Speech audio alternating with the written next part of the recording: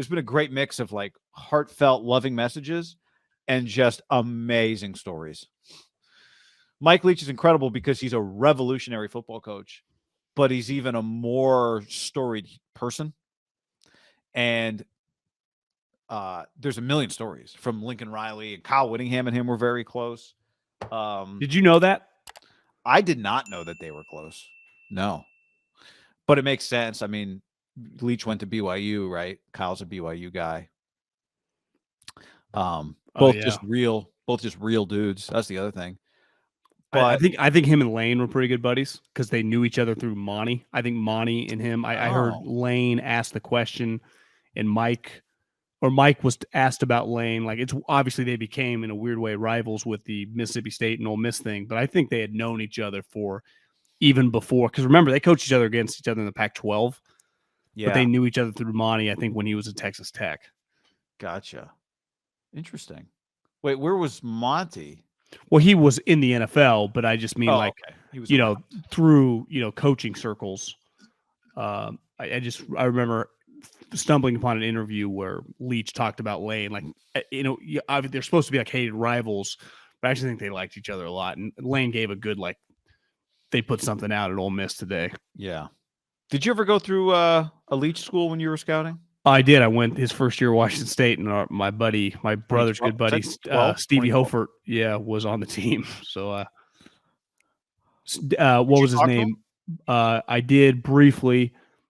Remember the guy LeGarrette Blunt punched? Byron was his GA. Oh. And I remember asking him a bunch of questions because I was there early in the morning, and Leach doesn't come in until about lunchtime, about what it was like, the experience so far working for him. Yeah. Because he was a Boise State player, and then he goes to work for Leach. And they were terrible that year. I think they ended up going 3-9, but it took him like 3-4 years to get it going. But when he got it going, he became, for a stretch of time, when David Shaw was running the Pac-12. I mean, Mike Leach and Chris Peterson, I think, were tied for second in wins for like over a 5-year stretch. I mean, Texas Tech has not been the same since Leach left. I mean, he's on the short list, I would say, over the last 15 plus years. He's a bigger name when he was hired at Washington State than Harbaugh was when he got hired at Stanford. And just in terms of like what he'd already done. Plus the Craig James things made him more famous, probably. Yeah, you'd probably say Lincoln's the biggest hire of the conference over the last period of time. Chris Peterson was really big for Washington. Mm-hmm. I'd put Leach right up there too. I remember going through thinking like, this guy's really famous. Yeah. Yeah, he was. And the ESPN, the Craig James thing was part of what. Yeah, he put his kid in a what was it? A shed? Yeah, well, a shed. For concussion protocol. Yeah, but I think a lot of it was bullshit. And Leach ultimately, I remember it coming up in a meeting I had. I didn't know Mike. How many games did you do of his? I probably did like 4 plus a spring game. So, but I've had several meetings with him. They used to do an annual coaches dinner at Media Day, and I'd get to go to that. And I remember one time sitting there, and him and Rich Rod was, Rich Rodriguez was also a big character. And Rich Rod just sitting at like a bunch of people sitting around, and they are just telling stories back and forth about, I think him and Rich Rod would hang out in Key West. So, I don't have any like. Rich Rod was at Arizona when I was going through too. He was also one of a kind, right? Yeah. His football team was pretty good this year at Jacksonville State. I think they went like 9-1 or something. Yeah. I think there's so many good stories and like big picture things on Mike. I don't pretend to know him very well, but the people that do all loved. So many people loved him. But like I remember at first, John, not thinking like, is this real? I didn't quite get. I thought there was something I had to get. Like, I don't get it. I remember the first time we talked to him, we did a coach's call on the phone, and he famously walks from home to the office, like you said, at like 11:30, whatever. And he would stop and get coffee. And the whole time he's like talking to people as he walks by, and he walks into the coffee shop and he's talking to the people at the coffee shop. And then he talks to us, and then he keeps talking to people at the coffee shop. So that stuff's all real. I think the last game I did of theirs, not the last game. I did a game of theirs 2018, which was the second week they played San Jose State. That was the Minshew year. And that night, you go to the practice on a Friday. The game's on a Saturday. You go to practice Friday, and Leach was taking the whole team to the movie theater that night. You were in college football. Like, you take the team everybody gets people walk. There's like 5 different maybe screens, and the kids go see whatever movie they want to see. And Leach just standing on the field didn't really want you. Like, you try to ask him questions about the game, and he wouldn't really get into it. But you ask him anything else, and I wasn't even trying to be funny. We just started talking about the movie theater, and he talked for 5-6 minutes about how people have it really wrong about how they manage their snacks and drinks while they're watching a movie. And he explained that his thing is that he gets his snack and he gets his drink, but he doesn't touch either of them until the previews are done. Because if you drink your drink, he's like, I don't understand people that drink their drink before the movie starts, because then the movie starts and you're out of your drink and then you have to pee. Yeah. Like an hour into the movie. So he thought that he was very adamant that you had to, he just had I mean, it was incredible. He didn't just have a superficial take on everything. He had an in-depth opinion with like real knowledge on everything. He was, I mean, his mind was just incredible. Honestly, and he was very funny. Yeah, He knew he was funny. To me, he gets so much credit for being a unique, authentic person in a sport, definitely more in college football than the pros, where a lot of these guys put on a face for recruiting and boosters that they're just not really them. Yeah. It's very political in college football, unlike the NFL where you can kind of be yourself. And he clearly never played that game, but I think a lot about him today, and really it felt like, in a weird way, a couple days ago, it was inevitable he was going to pass away from all reports. Like, he was in bad condition. You get a lot of credit, right, if you win in any sport anywhere, right? Hell, if I go win for the Yankees or at Alabama football or, the fucking Detroit Red Wings or Manchester United, winners are winners. But like what Tim Cook's doing at Apple, it's impressive, but Apple was a behemoth when he took it over. Like, you go to some little company and you turn it into something from nothing, and you go head to head with companies or programs or teams that have more resources than you do. It's why the Tampa Bay Rays and Billy Bean's A's for years get so much credit. Like, they have no business playing with the Yankees or the Red Sox. He had no business at Texas Tech playing with Texas, or at Washington State playing with Oregon and USC, or at Mississippi State going toe-to-toe with LSU and Texas A&M. It really is crazy. He had, in 22 years, I looked at his records, 4 losing seasons. It never had one at Texas Tech. 3 of them were at Washington State. He inherited such a disaster. And probably once he got rolling, was it the first 3 years? It was the first 3 of the first 4 years. And he obviously had winning records. He went 8-4 this year at Mississippi State. You go 8-4 every year at Mississippi State. Like, that is incredible. That's the worst team in the division. I think he had started to prove he can win in the SEC. He had just started to prove that this year. Do you think that took his kind of hype up to a different level, going 8-4 and like taking out A&M and taking out Lane and beating LSU? Like, I don't know. I that would be something that like somebody in the South would have to answer for me. I didn't feel like, I thought it went to a new level in 2018 when he had a top 10 team with Minshew. And I heard one of his former quarterbacks say that Minshew actually brought out even more in Mike, like publicly. Mike became a little more playful because Gardner brought that out in him. But I don't know. I didn't feel like Mike got more famous the last 3 years. I feel no. Extremely famous. His fame when he went there was enormous. I think the credibility from a football standpoint, like, his shit went to the SEC in that division. Yeah, Auburn, Bama, LSU, A&M. I mean, Arkansas is good. that thing is a mother, and just went toe to toe with everyone immediately.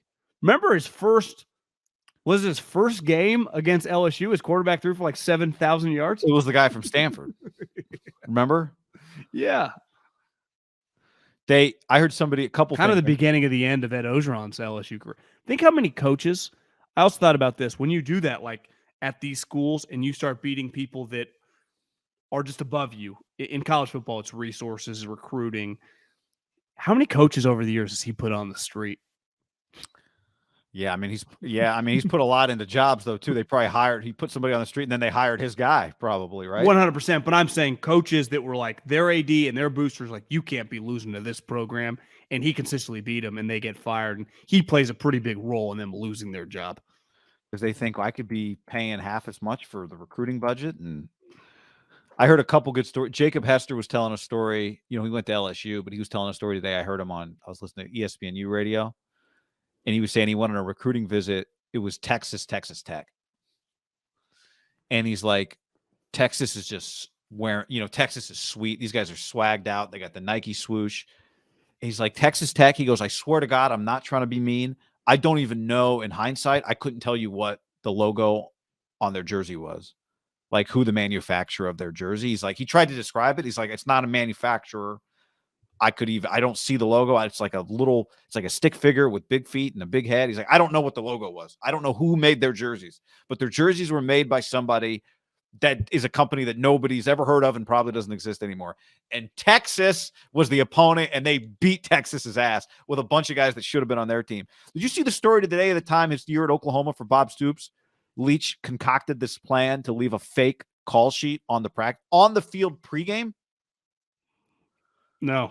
So he made a fake call sheet that he had one of the players drop pregame.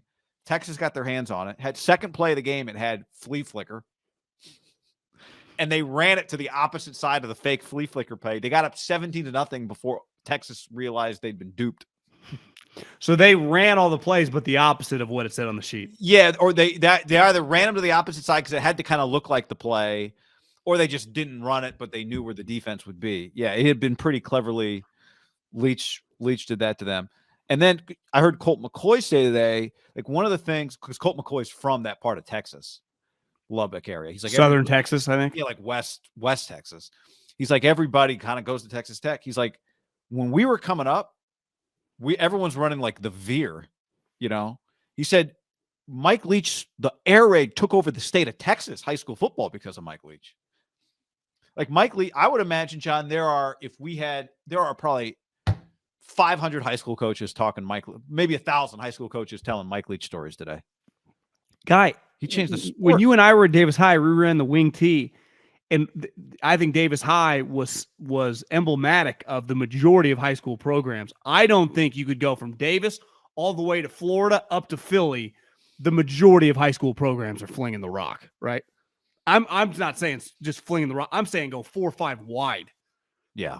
I felt by the time I was at Fresno State, because you would think like we don't have the skill guys to run 5 wide, right? But it's actually pretty basic. I think once you learn it through his lens, I think his influence on the sport, passing the ball, infiltrated up and down. Yeah. Right. Yeah. I would be shocked if from Andy Reid to Sean Payton to every OC in the NFL to obviously college football, that they don't have quote unquote air raid.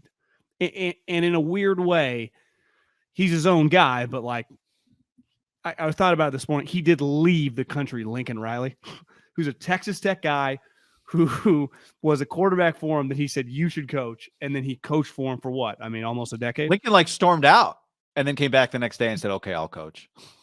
Wasn't he on his coaching staff for a long time? Yeah.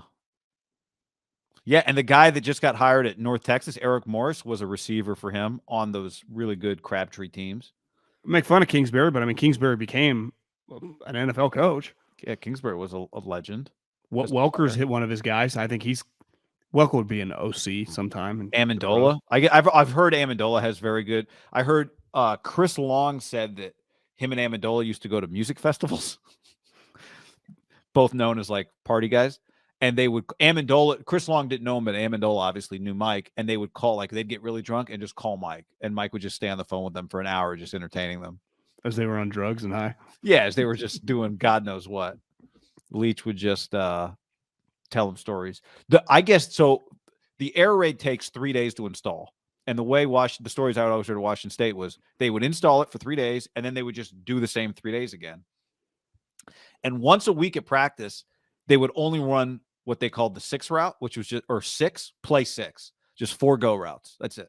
4 goes once a week. So once every 5 days, their practices were all verts, all game, all day. We're like, yeah, this is my favorite day of practice because we just run 4 goes every day at practice. That's the whole day at practice. That's all we did once a week. 6. That was Mike's favorite play was 6, 4 verts. And his play sheet was just an index card with the numbers of the plays on them, and the same plays. They're always the same plays. Because I heard a story. He would just do a little check mark next to each play. There was one game one of the plays he marked off 22 times. They ran the same exact play 22 times. Well, isn't that speaks to the programs that he's at are constantly playing teams with quote unquote better players. Yeah.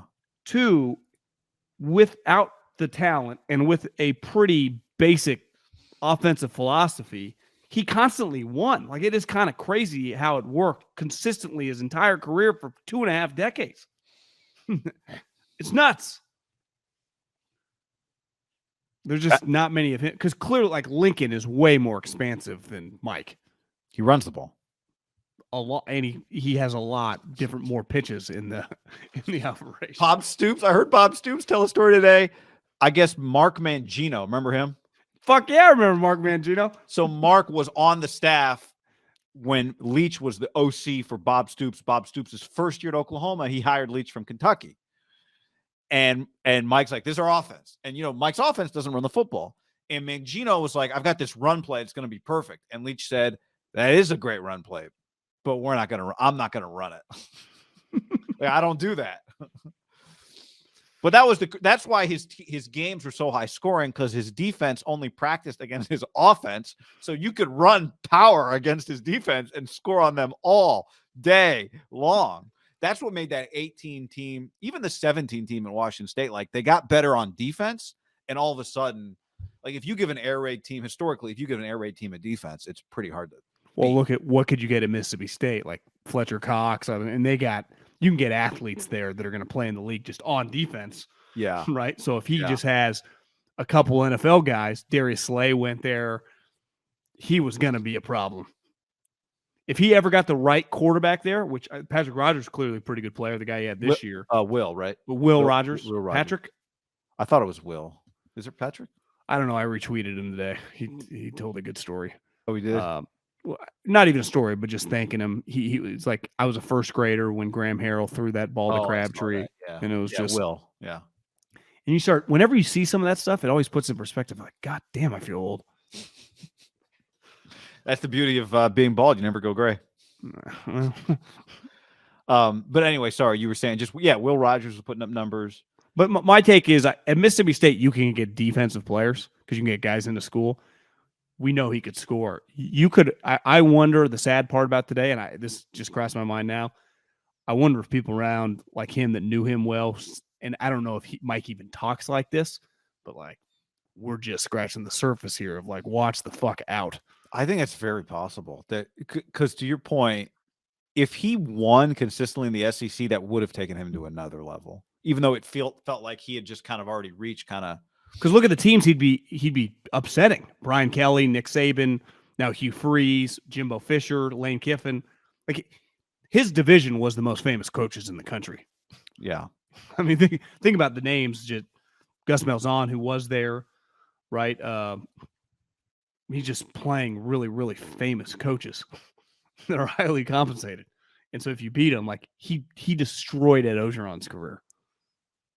Once he started kicking Ed Ogeron's ass, it was trouble. He beat A&M by 18 points this year. He beat Arkansas by 23 this year. He beat Auburn in OT. He beat Ole Miss. Destroyed by Bama. Yeah. Which happens. I mean, that was kind of the thing. It's like the question, are you ever going to win a league championship? Well, I don't know. Would your program ever win 8 games without him? Historically, not many times. Yeah. So, the fat little girlfriend's rant. Did you listen to that one today? I'd forgotten about that one. Yeah, I mean, I didn't, but I remember it. It's so good. We just need more people that just say what they believe. It's a lost art of human. There were times where he would like just totally rip his team post game. Like he would call his guys soft, and he would just say shit. You'd be like, God, I don't need to take some accountability. But he was the same guy all the time. I mean, Did you see the thread of him at the Texas Tech team just fucking destroying them? Yeah. It was that one. The year after the 11-2 team, like, you think you're good because fucking Michael Crabtree last year was catching touchdowns? You ain't Michael Crabtree. Here's a comment on the stream. Says, as someone who doesn't follow college ball, the gravity's lost on me, but he sounded like a great influential dude. So Mike Leach didn't play football. He had a law degree from Pepperdine. You told me you think he went to San Luis Obispo to start getting involved in law before he started coaching football? Thought that was how he ended up that was the start of his football career. It was like just a helper outer for the football program. He was famous for loving pirates. That's why he was called the Pirate. Love pirates. He wrote a book on Geronimo. Wrote a book. Didn't he have a big pirate in his office? Had a big pirate in his office. Could talk about any subject. Like, I think the most basic, impressive part of his humanness was like he was not. There was a story that he had a guy was at a practice one day, and somebody was like, "Who is that? Some big booster? Like, am I supposed to know who that is? Who is that?" Turned out it was a homeless guy that Leach had met outside the stadium, and Leach had invited him in to watch practice. And people thought like it was like some booster, or nobody knew who it was. Just Leach, because he walked, met some homeless guy, and invited him into practice. And that's this is at Wazoo. Is at Washington State, yeah. Crazy. So anyway, we could go for hours, but there's a lot of great Leach content out there, even if you didn't know the man. The Friday Night Lights scene. So somebody on the stream said he was in the show Friday Night Lights. He filmed that the night before at Texas. I heard Bruce Feldman tell the story today, who did a good podcast on it with Stuart Mandel. He filmed that the night before a Texas Tech game. The night before, the biggest game of the year. Just happened to film Friday Night Lights.